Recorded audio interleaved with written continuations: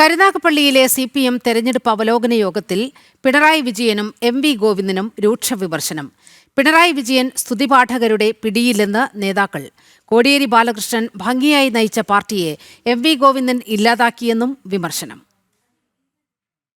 നിയമസഭാ തെരഞ്ഞെടുപ്പിലെ കനത്ത തോൽവിക്ക് പിന്നാലെ നേതാക്കൾക്കെതിരെ കടുത്ത വിമർശനമാണ് ഉയരുന്നത്. CPM സംസ്ഥാന നേതാക്കളടക്കം പങ്കെടുത്ത കരുനാഗപ്പള്ളി ഏരിയ കമ്മിറ്റിയുടെ തിരഞ്ഞെടുപ്പ് അവലോകന യോഗത്തിലാണ് വിമർശനം. മുൻ മുഖ്യമന്ത്രി പിണറായി വിജയൻ സ്തുതിപാഠകരുടെ പിടിയിലാണെന്ന് ഒരു വിഭാഗം നേതാക്കൾ. വ്യക്തിപൂജയ്ക്ക് സമാനമായ തിരുവാതിര പോലും ആസ്വദിക്കുന്ന അവസ്ഥയിലേക്ക് അദ്ദേഹം എത്തി.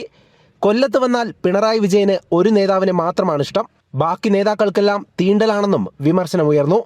അതേസമയം കോടിയേരി ബാലകൃഷ്ണൻ ഭംഗിയായി നയിച്ച പാർട്ടിയെ MV ഗോവിന്ദൻ ഇല്ലാതാക്കിയെന്നും നേതാക്കൾ പറഞ്ഞു.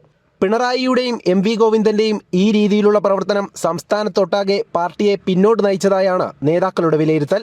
തിരഞ്ഞെടുപ്പ് തോൽവിക്ക് കാരണമായതും അതുതന്നെ. എല്ലാ ജില്ലകളിലും ഏകാധിപതികളെ പോലെ പ്രവർത്തിക്കുന്ന നേതാക്കളുണ്ടെന്നും ഏരിയ കമ്മിറ്റി യോഗത്തിൽ വിമർശനമുയർന്നു. മുൻപ് CPMൽ വിഭാഗീയത രൂക്ഷമായപ്പോൾ കരുനാഗപ്പള്ളി ഏരിയ കമ്മിറ്റി ഉൾപ്പെടെ സംസ്ഥാന സെക്രട്ടറി ഇടപെട്ട് പിരിച്ചുവിട്ടിരുന്നു.